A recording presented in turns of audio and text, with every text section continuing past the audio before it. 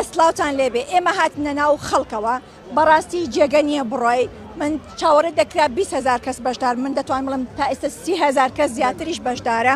اینجا کە ئێمەیان دەبینیدان و ڕوودا و لێرێ هەموو دڵخۆشن منیش ئەم کوردانە دەبینم بەجلی کوردیەوە بە ئاڵای کوردستانەوە هەموو پەیامیان هەیە ئەمڕۆ بە لەم برایەوە دەست پێ بکەم تۆ خەڵکی چ باژار ئەز ji bajarê Amûdê ji Rojavayê Kurdistanê me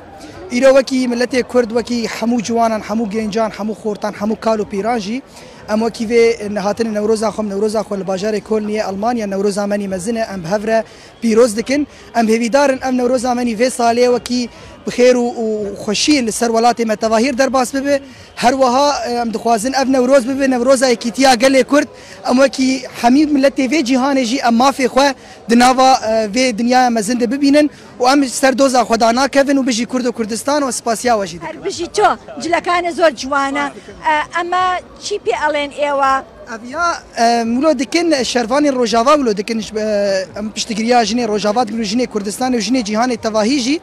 ev jî sembola jin jiyana azadî wekî piştgirî em buwar digirin evana keziyê jinan in em wekî xort û ciwanan em piştgiriya jinê cîhanê gişîr digirin هەر بژیت بە ئاڵای کوردستانەوە مناڵی بچووکی گەورە و ژن هەموو لە ئێمە ئاڵاون بەڕاستی زۆر زۆر جوان کوڕە جوانەکە تۆ ناوت چییە؟ ناوی من هەردلە هەر بژیت تا ئێستا بەڵێ فەرموو هەر بژی کوردستان بژی مەردین بژی کوردستان هەر بژیت باشە ئەمیش نەجوانش بەجلی کوردیەوە بەڕێستان بە ئاڵای کوردستانەوە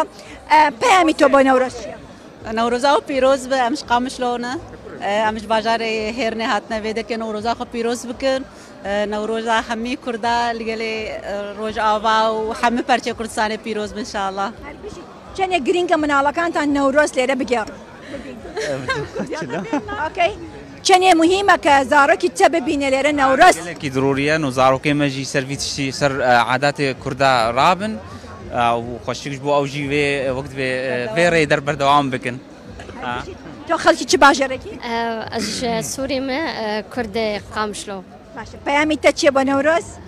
ئەس بێژم بژی کورد و کوردستان و هێڤیامە گشت ببن یەک ئەو ئەف داخەزییا منە هێڤیەما ببن یەک بژی پێشمەرگە لەسەر ئاڵای کوردستانەکە نووسراوە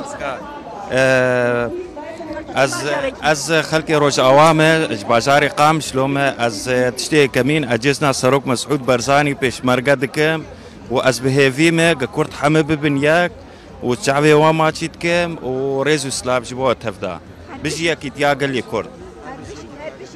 ئەم کوڕە گەنجە خەڵکی کوێی تۆ؟ Ez xelkê Qamşlo me ناوی تە چییە؟ navê me Cudî ez xelkê Qamşlo me temenê me 20 salî تەمەن درێژبی تە چەندێک گرینگە بۆ تۆ کە